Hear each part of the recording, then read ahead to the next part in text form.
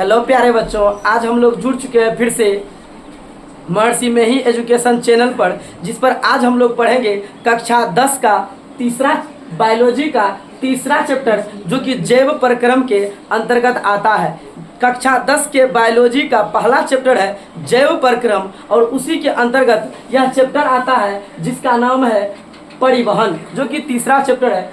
आज हम लोग परिवहन, इसी चैप्टर का नाम है वहन या परिवहन। इस चैप्टर के अंतर्गत हम लोग आज कुछ महत्वपूर्ण क्वेश्चन या प्रश्न उत्तर करेंगे। तो चलिए हम लोग पहला प्रश्न की ओर बढ़ते हैं। तो पहला प्रश्न कहता है कि जाइलम तथा फ्लोएम में क्या अंतर है। तो जाइलम तथा फ्लोएम वह पौधे का दो उत्तक है। जाइलम तथा फ्लोएम पौधे का दो उत्तक है। जाइलम का कार्य है पौधे में पानी की उपलब्धता को बनाए रखना, और फ्लोएम का काम है कि पौधे में भोजन की उपलब्धता करवाना। तो दोनों का यही कार्य है। जाइलम का काम है जल की उपलब्धता करवाना, और फ्लोएम का काम है भोजन की उपलब्धता करवाना। तो दोनों के बारे में हम समझ गए। चलिए बढ़ते इसका पहला उत्तर प्रश्न की पहला अंतर की ओर। कहता है इसकी कोशिका मृत होती है। यह जो जाइलम की कोशिका होती है यह एक मृत कोशिका होती है जो कि केवल जल का वहन करती है। लेकिन फ्लोएम कहता है इसकी कोशिका जीवित होती है जो कि भोजन का वहन करती है। दूसरा अंतर कहता है यह जल एवं घुलित खनिज का स्थानांतरण करता है। यह जल और घुलित खनिज जो कि पौधे के लिए आवश्यक भोजन के रूप में आवश्यक होता है, केवल उसका वहन करता है। तो जल एवं घुलित खनिज का स्थानांतरण करता है। और जो फ्लोएम है कहता है यह खाद्य पदार्थ का स्थानांतरण करता है। खाद्य पदार्थ मतलब खाने योग्य पदार्थ, पौधे के लिए जो भोजन होता है उसका स्थानांतरण फ्लोएम के द्वारा होता है, इसलिए यह खाद्य पदार्थों का स्थानांतरण करती है। कहता है इसमें खाद्य पदार्थों का ऊपर एवं नीचे दोनों दिशाओं में परिवहन होता है। और इसका जाइलम में है कि इसमें जल एक घुलित खनिज लवणों का बहाव ऊपर की ओर करता है। कहता है इसका यह जो जाइलम है यह जो जल का स्थानांतरण है वह केवल एक ही दिशा में, मतलब ऊपर की ओर करता है, मतलब नीचे से केवल ऊपर की ओर जल का वहन करता है। लेकिन जो फ्लोएम है वह भोजन को ऊपर एवं नीचे दोनों दिशाओं में परिवहन कर सकता है। यही है इस प्रश्न का सही उत्तर। चलिए हम लोग बढ़ते हैं अगले प्रश्न की ओर। अगला जो प्रश्न है कहता है वाष्पोत्सर्जन एवं स्थानांतरण में अंतर लिखें। मतलब वाष्पोत्सर्जन एवं स्थानांतरण में अंतर लिखें। तो वाष्पोत्सर्जन कहता है पौधे के वायवीय भागों से जल का रंध्रों द्वारा वाष्प के रूप में निष्कासन की क्रिया वाष्पोत्सर्जन कहलाती है। मतलब पौधे के रंध्रों द्वारा जल का वाष्प के रूप में बाहर निकलना वाष्पोत्सर्जन कहलाता है। पौधे में से जल का वाष्प के रूप में बाहर निकलना वाष्पोत्सर्जन कहलाता है। और दूसरा है स्थानांतरण। कहते हैं पौधे के एक भाग से दूसरे भाग में खाद्य पदार्थों के जलीय घोल के आने जाने को खाद्य पदार्थों का स्थानांतरण का साधारण सा मतलब होता है कि एक पदार्थ को एक स्थान से दूसरे स्थान तक ले जाना स्थानांतरण कहलाता है। और वाष्पोत्सर्जन का मतलब होता है कि पौधे के रंध्रों द्वारा जल का वाष्प के रूप में बाहर निकलना वाष्पोत्सर्जन कहलाता है। चलिए हम बढ़ते हैं अगले प्रश्न की ओर। अगला प्रश्न है कहता है रक्त के दो कार्य लिखें। मतलब रक्त मतलब खून, ब्लड। तो कहता है रक्त के दो कार्य बताएं। तो रक्त के दो कार्य निम्न है। एक है कि पोषक पदार्थों का परिवहन। हम लोग जो पोषक पदार्थ भोजन के रूप में ग्रहण करते हैं उसको एक स्थान से दूसरे स्थान तक ले जाने का काम होता है रक्त का। कहते हैं शरीर में ऑक्सीजन का परिवहन, और हम लोग जो सांस लेते हैं, जो ऑक्सीजन हम लोग ग्रहण करते हैं उसको एक स्थान से दूसरे स्थान तक भी पहुंचाने का कार्य होता है रक्त का। तो रक्त हमारे शरीर में दो मुख्य कार्य करता है। एक तो पोषक पदार्थों को एक स्थान से दूसरे स्थान तक ले जाना, और दूसरा शरीर में ऑक्सीजन को एक स्थान से दूसरे स्थान तक ले जाना। और रक्त का कार्य है कि हमेशा परिवहन करते रहना। चलिए हम लोग पढ़ते हैं आगे अगले प्रश्न की ओर। अगला प्रश्न कहता है कि ऑक्सी हीमोग्लोबिन क्या है।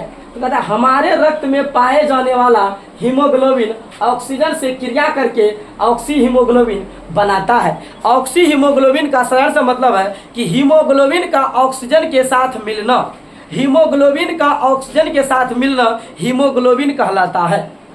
वही बात है कि हमारे रक्त में पाए जाने वाले हीमोग्लोबिन ऑक्सीजन से क्रिया कर, या जो हीमोग्लोबिन हम लोगों के शरीर में रक्त में पाया जाता है वह जब ऑक्सीजन से क्रिया करता है तो वह बनाता है ऑक्सी हीमोग्लोबिन। बस यही है इसका परिभाषा। चलिए लोग बढ़ते हैं अगले प्रश्न की ओर।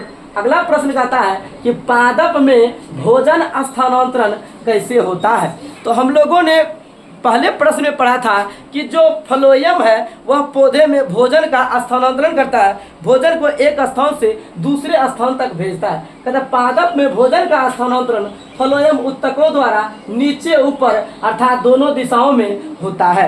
तो फ्लोएम उत्तक का कार्य है पौधे में भोजन को एक स्थान से दूसरे स्थान तक स्थानांतरित करना, और यह ऊपर भी स्थानांतरित कर सकता है और नीचे भी स्थानांतरित कर सकता है। लेकिन जो फ्लोएम होता है वह केवल नीचे से ऊपर की ओर स्थानांतरित करता है, जो कि जल का वहन करता है, और फ्लोएम उत्तक भोजन का स्थानांतरण करता है। चलो बढ़ते हैं अगले प्रश्न की ओर।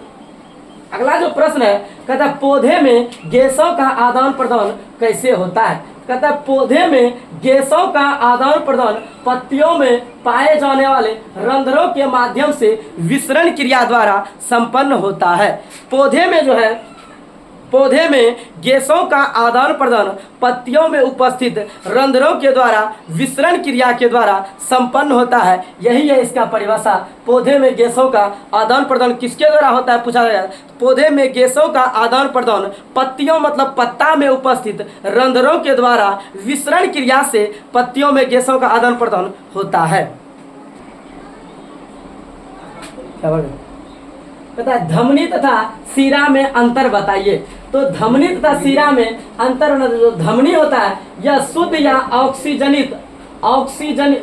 ऑक्सीजनित रक्त का परिवहन हृदय से संपूर्ण शरीर में करता है। कहते हैं जो धमनी होता है यह शुद्ध रक्त हम लोग उस रक्त को कहते हैं जिसमें ऑक्सीजन मिला हुआ रहता है। शुद्ध रक्त हम लोग उस रक्त को कहते हैं जिसमें ऑक्सीजन मिला हुआ रहता है, और अशुद्ध रक्त उस रक्त को कहते हैं जिसमें कार्बन डाइऑक्साइड मिला होता है या जिसमें ऑक्सीजन नहीं होता है।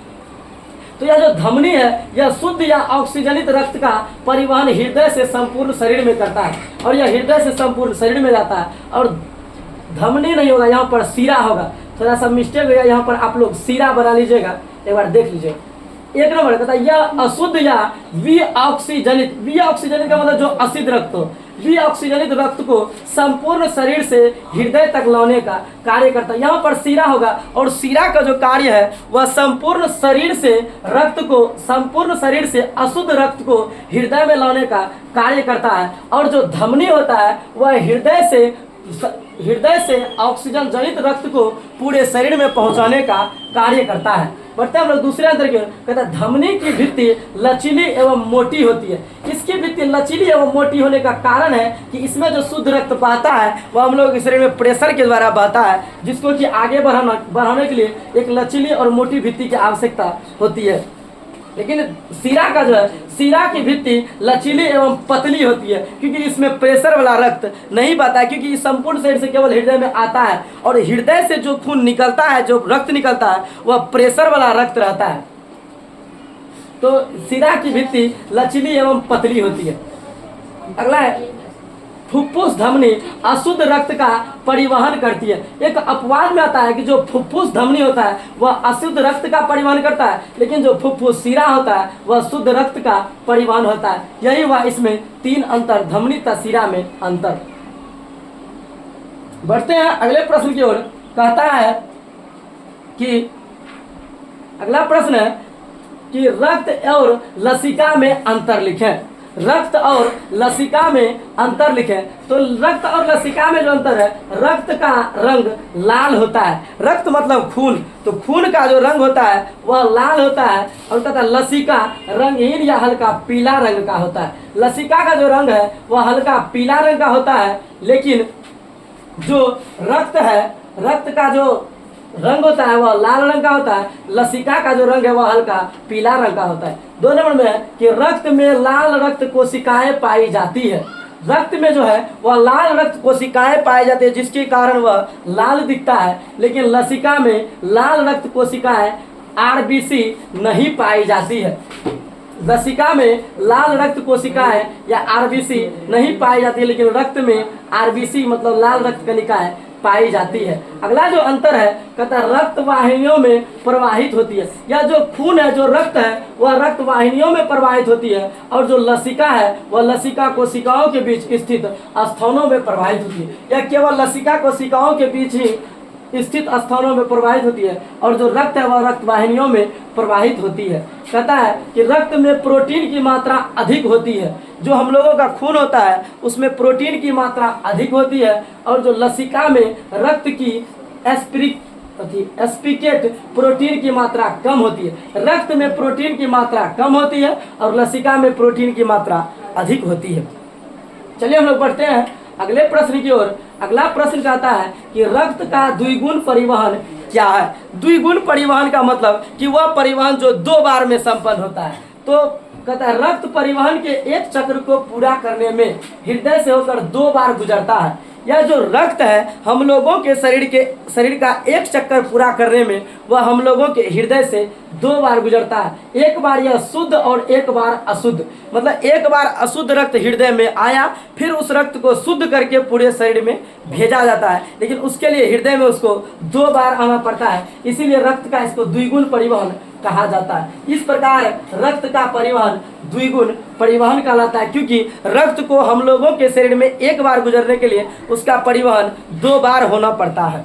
चलिए हम लोग बढ़ते हैं अगले प्रश्न की ओर। अगला प्रश्न है कि रक्त के जमने में पट्टिकाणु मतलब प्लेटलेट्स की क्या भूमिका है। रक्त के जमने में प्लेटलेट्स की क्या भूमिका है, इसका आप लोगों को जवाब देना है। कहता है रक्त की जमने में पट्टिकाणु की अहम भूमिका होती है, मतलब प्लेटलेट्स की। अगर किसी मनुष्य के शरीर में प्लेटलेट्स की मात्रा कम हो जाती है तो उनका खून थक्का नहीं होता है, जिसके कारण जरा सा भी कटने पर खून बहते रह जाता है। लेकिन जब उसके शरीर में प्लेटलेट्स की मात्रा पाई जाती है तो वह रक्त को जमाने में मदद करता है। कहता है इसमें थ्रोम्बिन प्लास्टिन नामक प्रोटीन पाया जाता है। इस पट्टिकाणु में प्लेटलेट्स में थ्रोम्बिन प्लास्टिन नामक प्रोटीन पाया जाता है, जो रक्त के प्लाज्मा में पाए जाने वाले प्रोथ्रोम्बिन को थ्रोम्बिन में बदलकर रक्त को जमने में सहायता करता है। प्लेटलेट्स में एक पाया जाता है प्रोटीन जिसका नाम है थ्रोम्बिन प्लास्टिन। यह थ्रोम्बिन प्लास्टिन पाया जाता है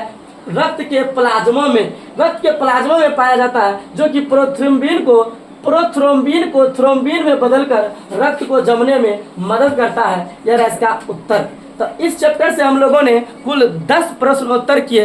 अगर आप लोगों को यह वीडियो अच्छा लगा होगा तो हमारे चैनल को लाइक एंड सब्सक्राइब और हमारे वीडियो को लाइक एंड शेयर जरूर कीजिएगा। अगर आपको इस वीडियो में या इस किसी भी क्वेश्चन में कोई दिक्कत हो तो उसको कमेंट बॉक्स में शेयर जरूर कीजिएगा। और